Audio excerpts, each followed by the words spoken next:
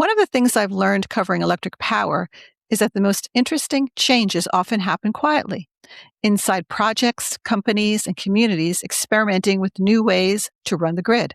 That's why I started the Energy Changemakers newsletter. Each week, I share reporting and insights about the innovations creating the decentralized grid. If you'd like to follow along, you can subscribe for free at energychangemakers.com. Now let's get to the show. We know the grid is undergoing massive change, which creates massive opportunities for local energy. The Energy Changemakers podcast offers rich conversations with industry leaders to help you and your company capture opportunities to build the decentralized grid. I'm your host, Elisa Wood. Welcome to the Energy Changemakers podcast. Hey everyone, Elisa Wood here. Today's guests were on our show in 2024, and it became one of our all-time most listened to episodes. For all of you curious about the future of the grid, this episode is even better. We're going to talk about energy abundance, but probably not in a way you've heard before. It's a term that we hear a lot in policy circles lately, and the basic premise is that our problems will be solved, or at least mostly solved, if we just produce a lot more energy. Our guests today offer a different slant, a far more refined take on what abundance means and how to achieve it. They're going to explain why not all energy abundance is created equal. There is smart abundance and there's dumb abundance. And dumb abundance is a route we risk going down now, unless we start planning our energy system from the bottom up, near the user. Distributed energy. So who are these guests? Kay Aikin is the CEO of Dynamic Grid on the East Coast. Lorenzo Kristov on the West Coast is a market architect and previously with the California Independent System Operator and the California Energy Commission. And Mark Paterson in Australia is the principal and lead system architect at Energy Catalyst. This is a great listen. These are three people who think very deeply about electric power, not just from a technical perspective, but economically and socially. Enjoy the show. So hello, Lorenzo, Kay, and Mark. Hello, Lisa. Hey, Lisa. Great to have you here. So we are going to talk today about abundance. And of course, this is a conversation that's come up a lot lately ever since the 2025 book by Ezra Klein and Derek Thompson, Abundance. The energy world has been thinking about how their theme fits in with the energy world's reality. But I think our conversation today will take a different angle than people are used to hearing. So I want to start by let's talk about definitions, because I think that's really key to this conversation. People are defining things differently when we talk about abundance. Lorenzo, I'd love to hear more about your definition. How do you see abundance? We've talked about this before, and you've got some interesting insight. Sure, thanks. I like to start off by just thinking about it in more common usage kind of terms as distinct from what's commonly thought of as its opposite, scarcity, which means there's not enough of something to meet everybody's needs, or maybe it's so costly as to be out of reach for so many people.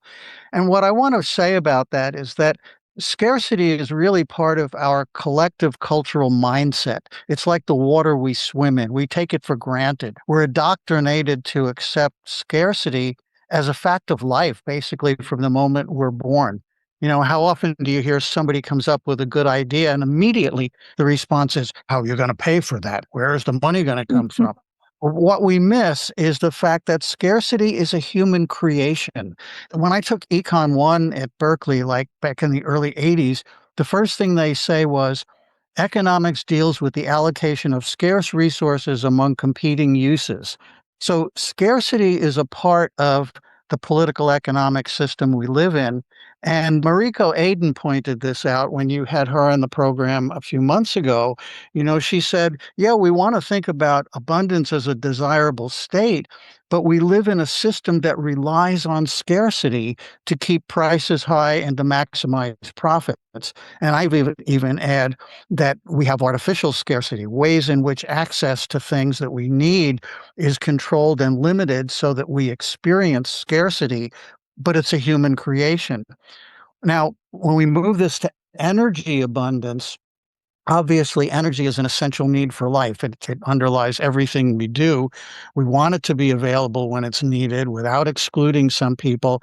We typically use terms like affordable and reliable to characterize energy abundance. And looking around many places in the world today, both affordable and reliable are having some problems. But in nature, energy is abundant all the time. The sun supplies all the energy we need for life on Earth. And here's the cool thing, plants capture solar energy and use it locally on the spot to create food to power living cells. So once the sunlight hits the Earth, everything else from photosynthesis to metabolism is bottom up and local. Nature runs this way, bottom up energy abundance.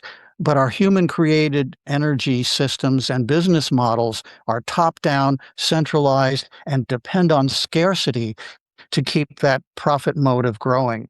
So the question I want to pose then on abundance is, how do we as a society mimic the abundance of nature to meet the needs of people for affordable, reliable, clean energy while trying to function within a system that runs on scarcity? And where I'd like to really start is, at least for all of us and for our audience, to recognize that scarcity is created and it's artificial in many ways. And how do we liberate ourselves from that mindset? Let's just build off of that scarcity idea, because in economics, there is always replacement. There's always another way to do what you want to do. So scarcity, as Lorenzo said, is artificial because the current administration is talking about gas, talking about fossil fuels. And their idea of abundance is just produce more, generate more. But there's actually a lot of ways you could do energy efficiencies. You can do grid flexibility. You can do solar. You can do geothermal. So there's substitution in the economic system. But what we're doing currently in energy economics is we are constricting the choices. And that is what's causing this scarcity. Like Lorenzo said, it is created. So that brings us to the idea that we're hearing a lot, which is generate, right? Or produce. We need more. We need to build more power plants. It's all about more. And that's what most people think of, I think, when you hear abundance and you hear energy. You want to have a lot of it. But I think what you're getting at, Kay, is we don't really need to do that. Correct? No, because there's substitution. Amory Lovins had a really important chart. One of my book chapters that I published a couple years ago, I republished Amory Lovins, where he talks about the cheapest fuel. Amory Lovins, most people know him, but just to jump in here, he was the founder of Rocky Mountain Institute, one of the greatest thinkers in the energy sector for the last 40 years, 50 years. Ask him about his banana farm. He'll love you forever. But he talked about the cheapest way to provide energy is the energy you don't use. It's about conservation. And we always look at the top, which is supply, when we don't look at the other side of the equation, and that is conservation. So we get into this mindset of build, when we should really be talking about building smart and using less. That's the first place to start. And then we go to Lorenzo's discussion about, where is it also? How is it used? Who owns it? So there's a whole layering of changes that belie this abundance theme that we're hearing today. It's not just about more or less. It's also about time and place when it comes to electric power, right? Yeah. So I talk about this quite a lot. They talk about $8 trillion we need to spend to fully renewabilize our energy system between batteries, transmission upgrades to move power around, and solar and wind. However, our distribution grid is on average about 50 years old. And as we electrify, which is actually an energy conservation approach to use of energy, and change the transportation system to electric, we're going to actually outstrip the capacity of the distribution system. I like to say we still have to get the power to the plug. And this abundance idea of generate more doesn't take into account that we still have to get the power to the plug. The power has to go the last mile. And that is, by some estimates, $10 trillion of improvements we have to make. And we can't afford that kind of stuff. So we have to find new ways to do. I'm gonna tout your horn, Lorenzo, because we talked about this before. I'm gonna preempt you, but bottom up abundance. Actually create power locally, and that saves us multiple layers of inefficiencies in the system. We think about making power. We don't think so much about has to be delivered. 60-some% of the electrons from a centralized fossil fuel plant are lost before they get to the plug. If we build it at the plug, virtually 100% of it will get to the plug. That's Very conservation. interesting. Well, again, it's going back to the model of plants. They get solar energy, they photosynthesize, they create food, they create the environment that they need to live. And it's very possible to use a biomimicry kind of model and recognize that, oh yeah, this solar energy hits everywhere. Let's capture it. Let's use it locally. And we're going to get into some ways that we can actually do that. But before we do, I want to jump to Mark and talk a little bit about Australia, because there were some lessons learned, right, Mark, in pursuing this notion of just build more. But there were problems that occurred. Can you describe those? Yeah, thanks, Alyssa. It's kind of interesting to listen into the discussion from this side of the pond, as it were. Australia is sort of a bit of a living case study of some significant periods of oversupply, if you like, or uber abundance, where we've actually got, a growing challenge of oversupply of renewables at periods of relatively low load. Obviously, one of the key things that's sort of baked into some of the things that Lorenzo and Kay have already commented on helpfully is just the reality in really most systems is just that supply and demand balancing act. And that's particularly relevant to electricity systems such as in Australia, where in the past, one of our challenges was obviously having sufficient generation capacity to meet peak demand. Now we've got, in addition to that, as still a reality at points of time, we've got periods where we have very, very significant oversupply of capacity into the system, where there's limited demand from customers, which results in, if you like, the equal and opposite problem, which is where you end up with potential system instability from what's called minimum system demand or minimum operational demand. So really, at the end of the day, as we'll get into in this discussion, there really is a critical issue of, if you like, the difference between dumb abundance and smart abundance, if I could put it that way. If you've got abundance, how is that actually being leveraged? And an analogy that I'll maybe set up is, we can keep adding apps to our system and they're all very cool and they do a lot of cool things if we think about that by way of an analogy of abundance. But if we never actually upgrade our operating system from Windows 97, there's a point at which all of our fantastic apps really never deliver the outcome that's desired. So we do need to think about not only the apps and all of the cool press releases, but we need to think about the operating system that makes this whole thing work, and particularly from how do you coordinate supply and demand and match those instantaneously. I'm chuckling because I am in the process of purchasing a new Mac Air. If you're familiar with those computers, they last forever, and mine is still running, but it won't operate a lot of the programs now. So completely relate to what you're talking about on a personal level there, Mark.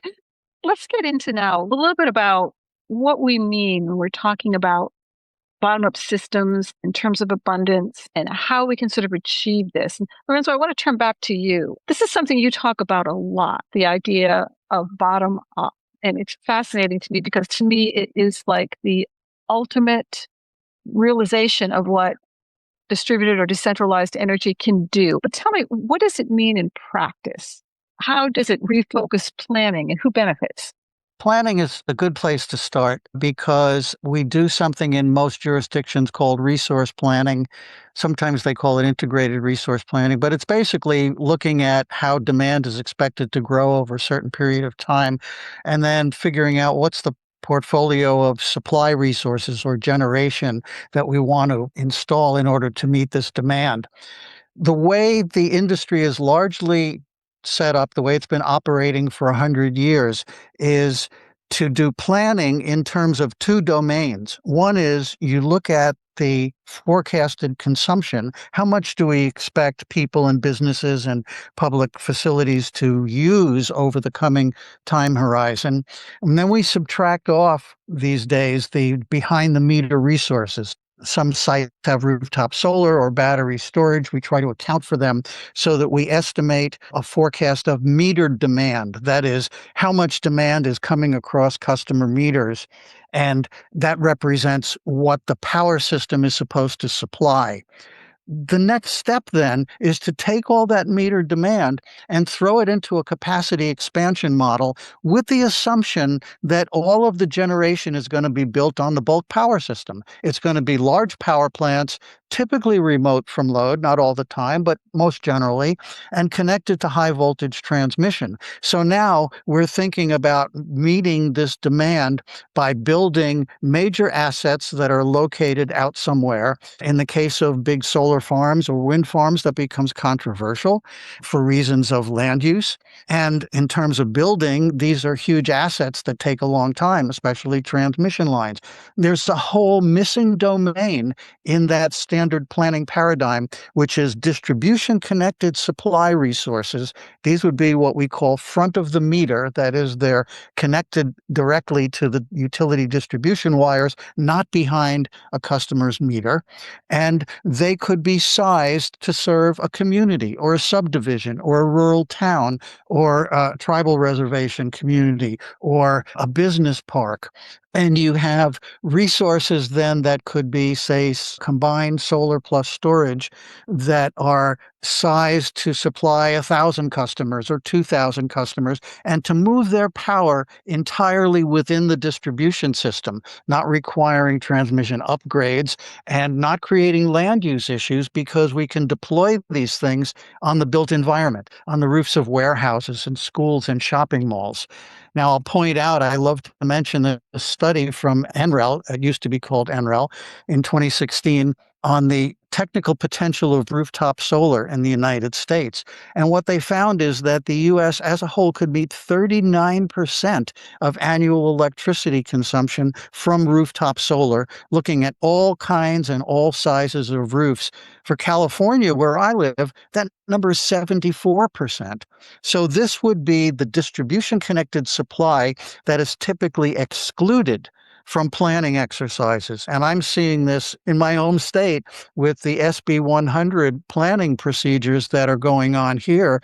California has a goal of 100% carbon-free energy by 2045, and the agencies have to do planning exercises every 4 years to map out how are we going to get there.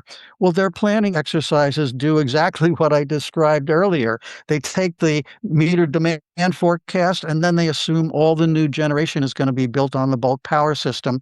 And the methodology itself excludes front of meter, community level solar plus storage that could be installed on the built environment faster, cheaper, without land use conflicts, and provide additional benefits to communities. So the first place I would start is let's transform planning to install a local first kind of mindset that says, okay, here's our metered demand at the granular level of, say, a town or a section of a city or a new subdivision or a business park, and then ask how much of that demand can we supply from local resources, and start with a local first planning process. This would be bottom up of a form. And then what's left over goes to the bulk power system. You know, what demand you can't meet locally, then the bulk power system becomes your residual supply source. And that seems so much more efficient, right? Because you're not sending power out to the grid and then back again. You're keeping it closer. There's less of that line loss that Kay was talking about earlier. Absolutely. Yep. And your quoting of that NREL report, it seems to belie the concept that distributed energy is too small to scale. That's an argument I hear a lot, Oh, great idea, but there's just not enough of it. You need to have these big power plants because you just can't generate enough power from distributed energy. And you're not saying do it all from distributed energy. You're saying do as much as you can and then build out the bulk power grid. In some locations, you may be able to meet only 10, 15, 20% of your need locally. In other locations, you meet 80 or 90 or 100% of your needs locally. So you do what you can. We don't throw away the bulk system, but we plan it based on maximizing the local potential first. Then what gets planned at the bulk system level is a whole lot less. And what gets in the way of this? I know that you have proposed a solution. You've done a lot of work on this, creating a distribution system operator. Can you talk about what that is, how it would work, and also, why don't we have that all over the place? It seems like such a great idea. Well, it's a mind shift, which is a common topic that we all talk about when we get together, because we're used to thinking of electric power as something that's organized from the top down, centralized control, centralized planning, centralized operation. And even with innovative things like FERC Order 2222, it still is take these distributed resources and have them participate in the top down wholesale power market. Where we need to go once we start to see the expected proliferation of distributed resources, things on distribution system, both behind the meter and front of the meter, is to start thinking of the power system in terms of layers. The bulk power system, high voltage transmission, is the top layer, if you like. The distribution system, which is now lower voltage below these TD interface substations, is at a lower voltage. It actually connects to individual customer premises. That's another layer. A microgrid could be a subset of loads within a distribution area. That's another layer. The individual household is another layer. So a layered architecture would say we start planning at the lower layers first, and then operationally, the operator at each layer only needs to worry about what it's doing in its layer and its interfaces with the layers above and below. So when I talk about distribution system operator, I'm imagining a reformulation of a distribution utility that's basically managing its whole little local distribution area and managing its interface with the bulk power system at the transmission distribution interface substation. And this distribution system operator, or DSO functionality, then becomes a platform where distributed resource owners, DER owners, can easily connect to the system. They can transact energy and grid services in local energy markets, and all of this stuff is happening within the distribution system.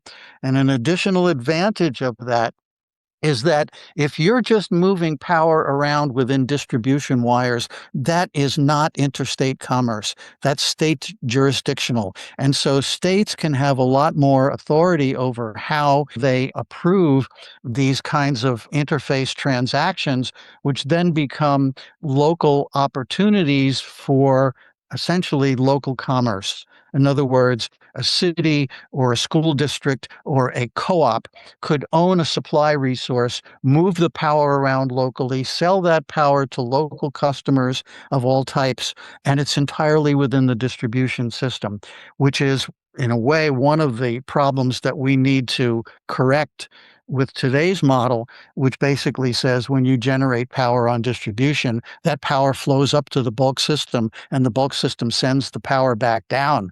That becomes a commercial barrier to local energy, but it's physically a fiction because the power doesn't really flow that way.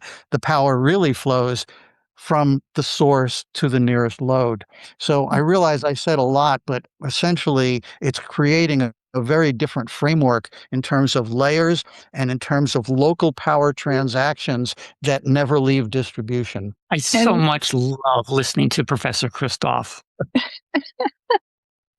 So, I don't want to step on Mark's comments, but I think most of the problem is not technical. It's social. It's institutional inertia, governmental inertia, however you want to talk about it. It's paradigm shifting, and people have a hard time getting out of their own paradigm. People have perspectives, and, we start at a very young age creating this sandcastle of how we look at the world, and it is very hard to tear that sandcastle down.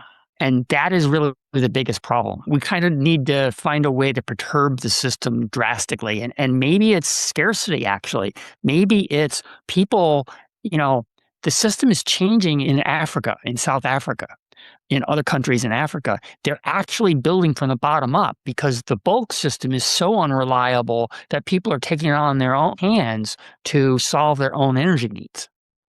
That's pretty interesting. It's always interesting to see what's going on in Africa with microgrids and solar, a lot happening there. I'm glad you made that a sandcastle because that suggests to me that the right wave from the ocean could wash it away. We just need a tsunami.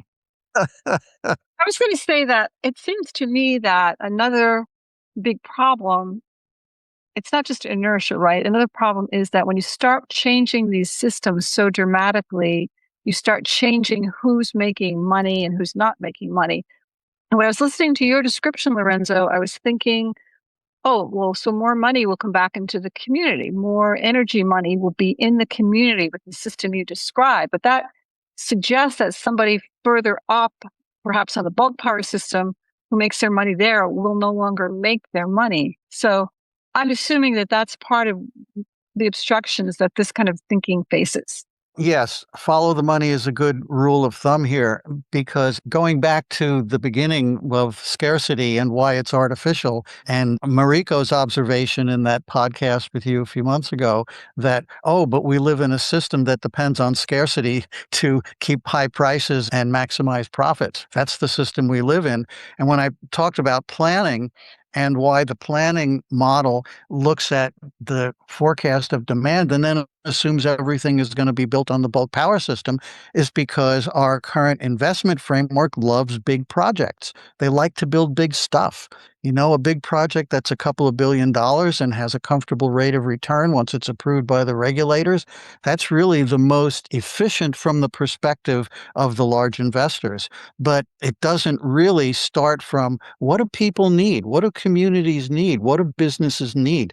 And I think it's turning that on its head and starting with, well, why do we have a power system at all? It's to provide electricity to people and communities and all kinds of activities that people need to perform at the local level. So let's think about the best way to provide that. And you're right, the opposition will come from the incumbents who've been making money a certain way for 100 years and don't want to change that. We see that a lot in the public utility kind of rate making and whatnot that goes on before state regulators. Let me stop to share something I've noticed after years covering electric power. The real story of how the grid is changing hardly ever shows up in a single headline. It's happening piece by piece in microgrids, solar, virtual power plants, and new market models that reshape how electricity works. That's what I track in the Energy Changemakers newsletter. Each week, I break down the most important developments in distributed energy and explain what they mean for the industry and the world. Recent issues have looked at the rise of data center microgrids, controversies over virtual power plants, and why balcony solar shouldn't be ignored. So if you enjoy this podcast and want a clear weekly briefing on where the power system is heading, you can subscribe for free at energychangemakers.com. That's energychangemakers.com. Now let's get back to the conversation. Let me jump into something else. Mark, something you said really fascinated me. We were talking the other day, and you were distinguishing between decentralized energy systems and distributed energy systems. And I had never heard that before. Tell us about that. What's the difference? Yeah, thanks, Alyssa. Maybe to connect your question just now back to the discussion we were just having, I think, again, as an Aussie, it's kind of interesting listening in on the US discussion, which evolves over the years and decades and administrations. But the reality is that we're approaching a world where half of our generation fleet is already distributed. So this is not some kind of fanciful world that may or may not happen. It is. And that's because, as with so many sectors, as technologies become more modular, become more small scale, digitally enabled and so on, surprise, surprise, humans like them, they adopt them, they deploy them. And big centralized systems change, and that's just the reality. And so one of the, coming to your question now, I guess, one of the challenges that Lorenzo, Kay, and I, when we get together and we chat, we have different angles of things, but that brings to a kind of a richness of the discussion, which often it's really hard to have in a sector that, kind of almost works with certain assumptions that are almost like as if they fell out of heaven on tablets of stone. But our centralized system evolved in a particular context. And so we're transitioning from a centralized system, whether we like it or not, and we're being mugged by reality in that sense. So what are we trying to transition to? And, we often use the terms decentralized or distributed as if they're an equal, if they're a perfect synonym, they're kind of just interchangeable. The reality, in one sense, they probably are, but in a kind of formal definition sense, a decentralized system is just simply the proliferation of, many millions of resources of various types that all just function on a selfish optimization principle. In other words, they have no functional dimension that is about the whole. It's just about the sort of individual benefits. So I could have a solar panel on my house and my neighbor could have an EV, and we're not coordinating anyway. It's just we all have these different kind of distributed assets. Exactly. And there's kind of like, in the same way that there's almost like a religious commitment in some respects to a centralized paradigm where that's the perfect solution. In other circles, there's almost like a religious commitment to, well, if we just have a highly decentralized system, it'll all be great and everyone will benefit and, it'll be a beautiful world. Well, the reality is a little bit more complex than that. Those pesky laws of physics are just the realities of how things work in the world. Is that the question that I like to pose is, are we actually trying to create a decentralized system, or are we trying to create a more distributed system? And a distributed system does not need to be understood as some kind of false dichotomy with a centralized system, in the sense that, what you're saying is that, everything is at the bottom end of the system and there's no role for the bulk power system. No, that would be a silly inference to draw. A distributed system includes all of the above. So certainly the upstream resources in the traditional supply side of the system, but also the many millions of resources that are showing up at the distribution end of the system. But the key difference between just a decentralized system is the fact that you actually, by design, you are coming back to my analogy, rather than more and more apps because apps are cool, we're actually thinking about, the reality is people are adopting these technologies at scale. So what is the operating system that we need to be thinking about and working on now, such that we can actually provision the system to be able to kind of provide that local autonomy, if you like, a good, healthy level of selfish optimization, but also in a way that those resources are able to function in together to achieve also some wider system and societal goals that benefit all, especially and including those many folks who can't afford the solar panels on the roof, the Tesla in the driveway, and so on, so that there is a much more of a holistic view as well as a local view. That is really, at the end of the day, and I'll finish my comments with this, is to say that, when we talk about power system architecture or grid architecture or so on, we're really talking by analogy about the underpinning operating system that is configured for a truly 21st century power system, rather than continuing to try and perpetuate a paradigm of just purely centralized solutions that really don't result in anything akin to a distributed system as I'm describing it. So by having this more coordinated system, do we avoid, the term I've heard Kay use is avoid kind of like tribal warfare within the system? Yeah, I mean, ultimately, where there's humans, there's going to be tribal warfare to some degree. But I think the point that we're making here is that the reason we need to think about systems, in a sense, this is part of the societal function, is how do we get along together? How do we do stuff without killing each other? How do we do things that might actually have some collective benefit as well as some individual benefit? I mean, these are some really basic questions. And sometimes it's almost as if, well, there's no space in our sector to think about these bigger ideas. We're very busy keeping the lights on. And we get that, like keeping the lights on is pretty important. But there's also a longer run perspective here that if we only ever focus on the current state and tweaking the current state, well, guess what? We never actually provision the system for the future we talk about. We talk a big game about it, but what are we doing about preparing for that. And that's kind of just one last thing I'd say with that is, if we're going to think about and act on these things, you need to create a parallel path, a space in which, parallel path one is where you're doing all of the work to keep the lights on in the current state. Really important, critical, no one's arguing with that. But you actually need, in times of transformation, to create a parallel path two, which is the space in which you, as a sector and as a society, you're working through these things of, what kind of power system do we actually need as we move into the future? How would that change things? What kind of new ways of thinking do we need to apply? That creates the space and the opportunity to have a very different quality of conversation that it's actually very hard, perhaps even impossible to have if you're just standing in that current state system. Yeah, it's a really good point. I think it's a very siloed kind of industry. Everybody's got sort of their little piece that they're working on, whether it's generation or the grid or something. They're all working on their little piece, so that the ability to find spaces where there's kind of this holistic thinking that three of you bring is pretty rare. Thank you for doing this. Mark talks about systems thinking so much in Australia and in all over the world. Is we have to, you talk about holistic, and it's the real correct term is systems thinking, about understanding that we're working in a systems of systems. And systems of systems meaning both economic systems, market systems, governance systems, as well as the technical systems we're working with, which are in itself a system of systems. We've got inverters, we've got solar projects, et cetera, we got storage. So we have to really, I like to use the classic analogy of losing the forest among the trees. We have to pull back and actually see we're working with a forest. We're working with an ecosystem. We're not working with all these little silos. And that is a very tough paradigm to get people to change. Let me just add one thought there. That's a little provocative, but I'll share it anyway. And I think this is an Anglosphere challenge. The English-speaking world, for some reason, has this challenge. But I tend to kind of think that it's almost like abstractions are for sissies.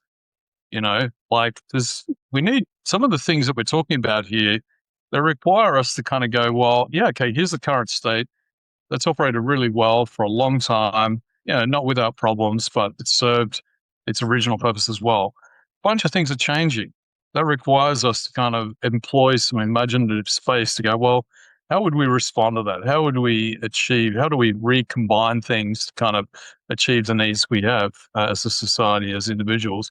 I think actually at the end of the day, if in fact you've got a culture that in some respects is almost like, well, we don't have any space for abstractions. We're very practical people.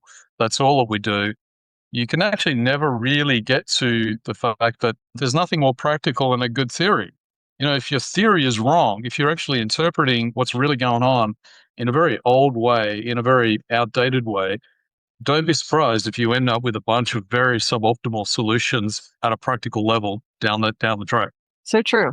Let's talk a little bit about the value transfer mechanisms. Kay, I've heard you talk about this quite a bit. You've raised the issue that the grid has very poor value transfer mechanisms. What does that mean?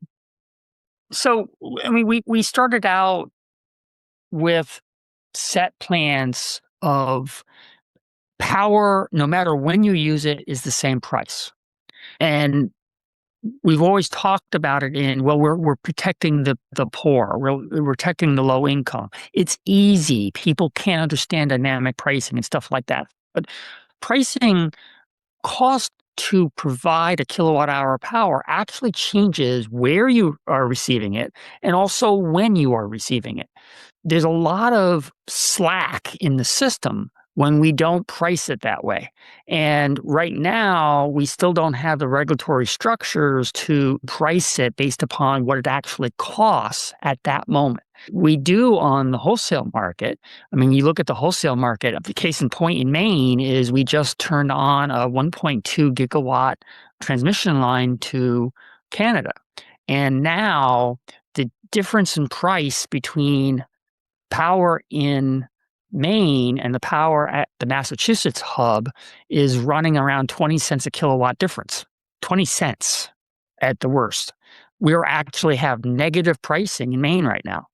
Wow. And that is because of supply and demand, and there's just too much supply in Maine right now. That is a locational effect. And we don't actually let customers see that price. And the same thing happens down the distribution grid. People don't see that it costs more to deliver power to you at 6 p.m. than it does at 2 in the afternoon when there's a lot of solar on the distribution grid. So why don't we do that? And it's because of failure in regulatory structure. So what you're saying is that the regulatory structure doesn't allow for transparency in pricing? Yeah, that's part of it. But I'll give you a case in point. If I have a microgrid and I have a battery, I have a project in New Hampshire right now where we are in effect arbitraging when we deliver power to the grid. And we first use all the power behind the meter. But if we had real-time dynamic pricing, we could actually make more money and pay for that microgrid that much quicker. And that would only speed up the adoption and actually overall save people money. There's a very interesting program in Ameren in Illinois where with highly dynamic pricing, people are actually charged power based upon when they use it and where they use it. And what was found in every study they've ever done on it is 97% of the people actually see their bills go down. Isn't the complaint about that, though, that people really don't want to think about that? They don't want to worry about not using their dryer at 2 in the These are afternoon? people who don't even have to think about it. Just their why is that? natural load curve is because there's so much slack in the system that last 3% of people are the ones driving all the costs. Ahmad Farouqi, who's an economist formerly of Brattle, talks about that the top 3% is 50% of the costs in the system. And if we get that out of the system and value it and provide that value to, say, a battery, the battery gets paid for quicker. We get more batteries and the system becomes more optimized.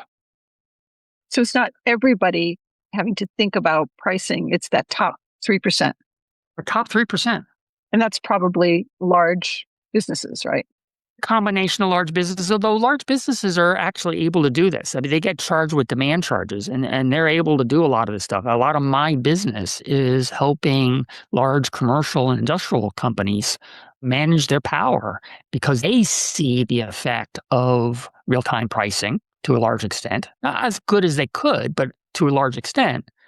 They have an economic interest to put in systems that actually make both their lives easier, their bill lower, but also the grid cheaper for everyone. Yeah, can I just add to that just one thought, because it kind of bridges back to comments I was making as well. Thanks, Kate. Is ultimately, this is a great example of like kind of local selfish optimization, which has a lot of benefits, but also, if you like, if I put it in a practical sense, operation is operational coordination. And one of the questions that I think is worth posing is, as a system moves from a very centralized system of hundreds of upstream resources to tens of millions, hundreds of millions of resources, how do you operationally coordinate that whole system? And ultimately, it is about prices, but it's also about engineering and controls and so on. And so it's not one or the other, it's both and. And ultimately, as humans, last time I checked, the power system, humans were not created to optimize the power system, if you like. We want to get on with our lives, our businesses, and so on. So a key aim here is, how does this just happen in a way that optimizes the system as a whole? How does it actually do that in a way that provides localized individual benefits? And how does that occur in a way that makes sense both at the physics level and at the monetary level? That's kind of where this operational coordination question is not a nice to have, it's a mission critical question if you actually want a system that functions. So it's automated. I, as a consumer, am not thinking about it. Oh, no, this has to be automated. And interestingly, as much as economists, I bristle at economists normally, Lorenzo, sorry. One of my favorite researchers in the world, long dead, is Kenneth Arrow, who came up with this idea back in the late 50s of competitive equilibrium. When you have lots of agents, a lot of devices, all with smarts, you actually can create an equilibrium in the system. And that equilibrium through competition can be cheaper than the centralized system that it would replace. That's fascinating. Let's talk about where this is all going and how you get there. Let me just start with you, Lorenzo, and then I want to open up to everybody. So you have a vision of a bottom-up system. And I know that you think about things very much in terms of people and how they affect people. What would our communities look like if we could achieve this bottom-up planning for energy? How would things change, do you think? Would there be radical change? Would it be subtle change? Would it simply be, my community now gets more money in its budget, local, which isn't a bad thing at all. That's a great thing. More in its local budget because, now the energy wealth is staying within the community. What do you kind of envision? Well, first, in terms of timing, I would say that over the longer term, it would be radical, but in the near term, it would be gradual. I would imagine that, we're not throwing away infrastructure that we have, but we're starting to think differently about new investment. For example, I mentioned earlier about the idea of incorporating distribution connected resources, say front of meter solar plus storage, that could supply a community of 20,000 homes or 10,000 homes or whatever, and distribute its power just within the distribution system. Right now, there's a legal barrier to that because of this regulatory paradigm that says power goes up to the bulk power system and then it gets sent back down, rather than recognizing the physics of how it actually flows. Well, next week or next month or this year, any state legislature could decide to create a framework to allow local energy to be produced by a front of meter distribution connected resource that could be totally consumed by customers within that same local distribution system, and have that be a state jurisdictional wholesale sale that's not interstate commerce, and could decide to do that. Now, that doesn't mean that all of a sudden everybody's going to build gazillions of local resources, but what it'll mean is that as demand grows, people are going to start, and by people I mean like urban planners or school districts or the people who plan infrastructure for utilities like water utilities or wastewater utilities. As they think about the next equipment to provide electricity, they'll go, oh, the economics for local is suddenly a lot better because this new state framework means we don't have to go through the wholesale market. We don't have to pay for transmission as long as our power is being produced and consumed within the same local distribution area. I would say let's find a legislature who's willing to move on this, enact this framework, and then we will see a change in the economics that removes this bias against local energy, and we'll start to see it grow, and it can grow fairly gradually. Now, what will that mean? Well, we're not just distributing or decentralizing, whichever word we want to use here, the technology. We're also distributing the ownership. And to me, ownership is crucial. I think we've all seen this proposal coming out called distributed capacity procurement that was proposed in Minnesota, where the argument is essentially, oh, we just need more DERs and ownership doesn't matter. And I believe just the opposite. Ownership is crucially important. Distributed resources really allow local communities, local governments, tribes, school districts to own productive assets that generate revenues. And with the changed economics, by allowing them to distribute power within distribution without paying all the bulk system costs on top of that, that changes the economic. The local ownership means that revenues stay within the local community and you build wealth in the community. So this can happen immediately with enactment of the right kind of legal and regulatory framework to enable it. And then over time, it grows so that communities become more energy self-reliant. Just need one innovative lawmaker out there, somebody courageous who's listening today. Yeah, Give us a try. Get in touch with Lorenzo. We've got one in Maine, but unfortunately, he puts bills like this forward, and they are blocked by the institutional inertia of not only government officials, but also other legislators. But let me add that the kind of thing that you're doing, Elisa, with, giving us a platform to talk about this and reaching an audience and educate more people, I believe one of the focuses of change is greater demand for better solutions to the problems that we have, because just continuing to invest gazillions of more dollars into big assets and have all of the economic and financial benefits go to large corporations doesn't do much for communities. We need better answers. We need better ways to have more resilient supply, to improve affordability, to build faster, to replace fossil fuels by more clean generation. So this kind of conversation in the public, educating people, stimulates others to think about it and starts to create demand for better solutions. As all of you were talking, I was thinking to myself, it almost seems like this solution has to be promoted from the bottom up at some point. And what I mean by that is, we are all talking to regulators and we're talking to utilities and we're talking to people in the industry, but the average person doesn't really understand this. And that may be where the impetus has to come from eventually. And maybe the kind of technologies that are out there will allow for that now. Now that people have EVs, they kind of get the system better. They understand the value a little more. So, maybe that will come eventually. I think really a locus of education ought to be the locals who are struggling with budgets, city council people, school boards that are always strapped for finances, environmental justice organizations that are trying to think about how to build wealth in communities and create greater health conditions and so on. But every city, every county government is always struggling with money, and they would like to do good things like electrify transportation, for example. Well, if you can electrify a fleet of buses and supply it from a local resource that you own, now you suddenly have a whole better business proposition than if you're just going to build a bus fleet and expect to get power from the grid to charge it. So all of these things are possible, and I think it's really the locals that have to deal with local budgets and have to deal with constraints that I want to reach out to as a first priority, because I think they'll get the wisdom of this.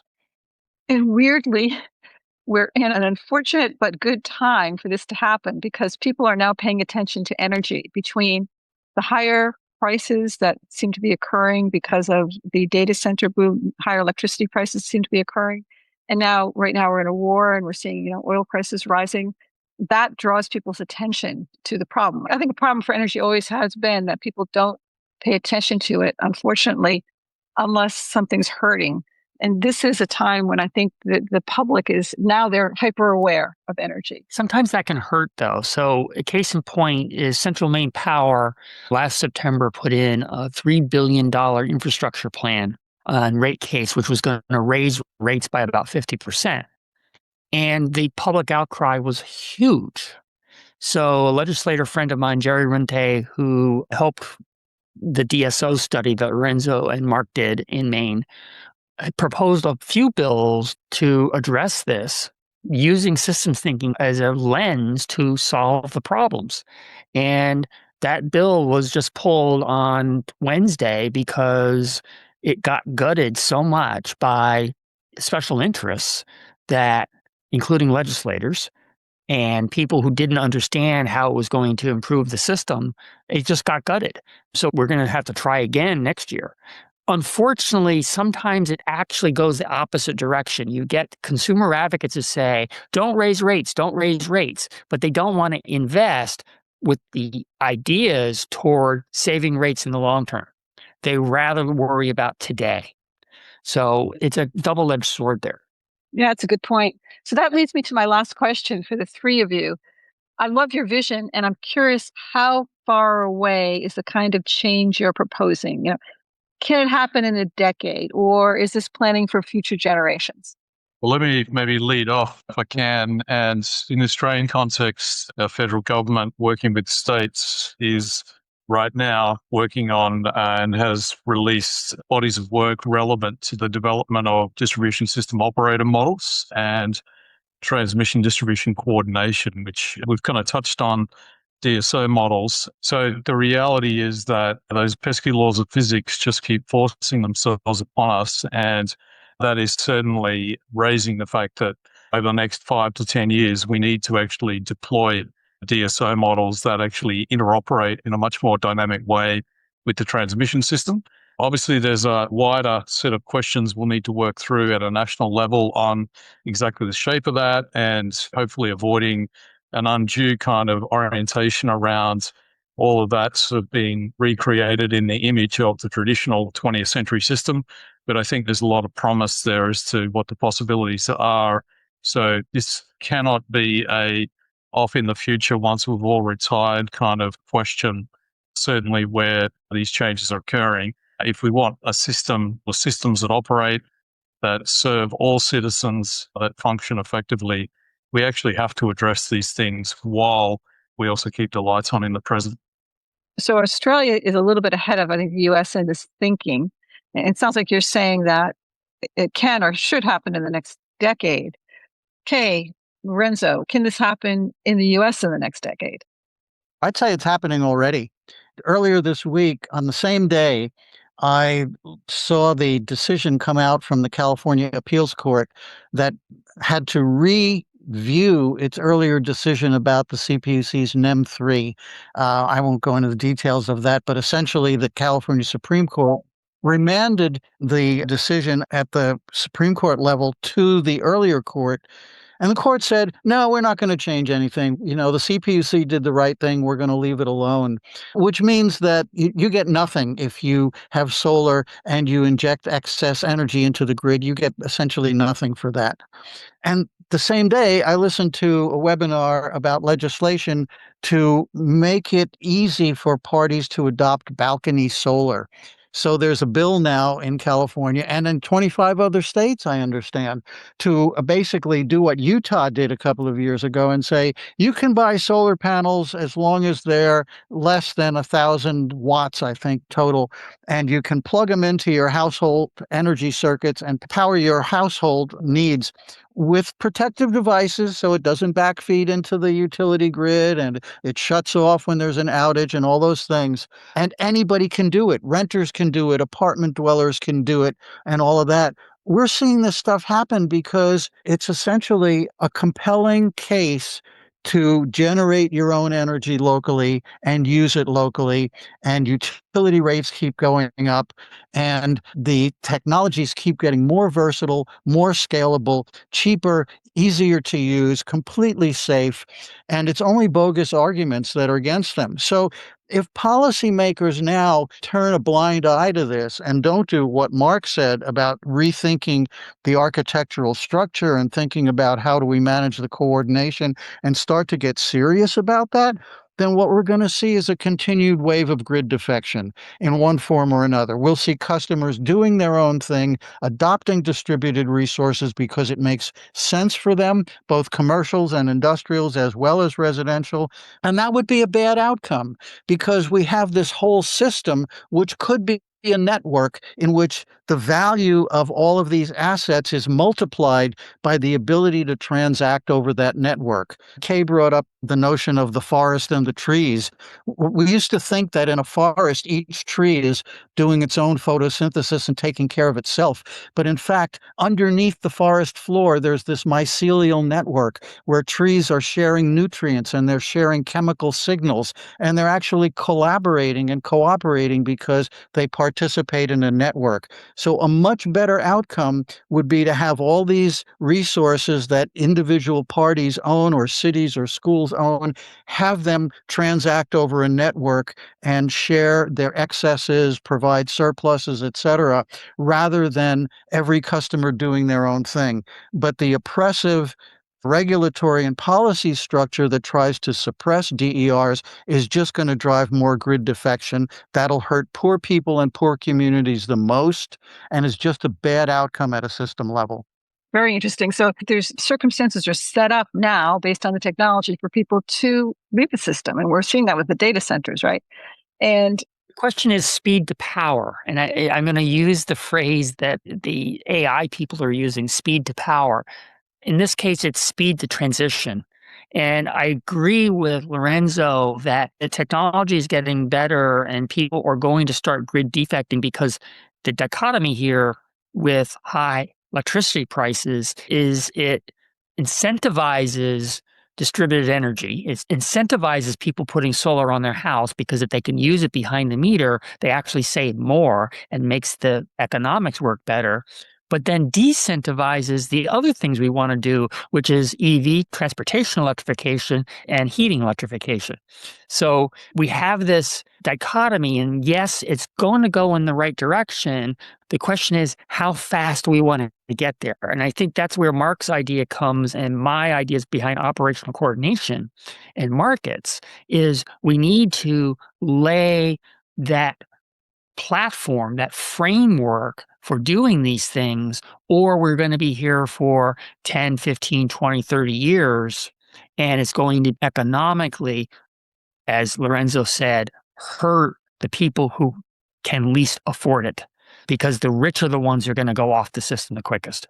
So we really need to get this platform, this framework done as quickly as possible so everyone can share. We can't wait for future generations. Can't wait for future generations. Great. This has been, as always, with the three of you, an amazing conversation. I'm not going to sleep well tonight because I'm going to be thinking about the conversation, but thank you. It's just fascinating. Appreciate you being here. We can enjoy it. We can talk for hours and hours and hours, all three of us. I would love to just sit in on those times when you're just all sitting around talking. Just don't get together long enough. We're going to have a junket to Australia. I know it's far apart, but thank you, Elisa, for this platform and the guests you have on. I think you're doing a really great service to help advance thinking in this whole arena. Thank you. Thank you for joining us today on the Energy Changemakers podcast. I hope today's conversation has inspired you to think differently about the role of distributed energy in our society. If you enjoyed this episode, please subscribe to our podcast on your favorite platform and consider leaving us a review. You can help us shape the dialogue around energy. Go to energychangemakers.com, subscribe to our newsletter, and join our community. Together, we can make a real difference in how quickly we can make our grid local, equitable, and clean.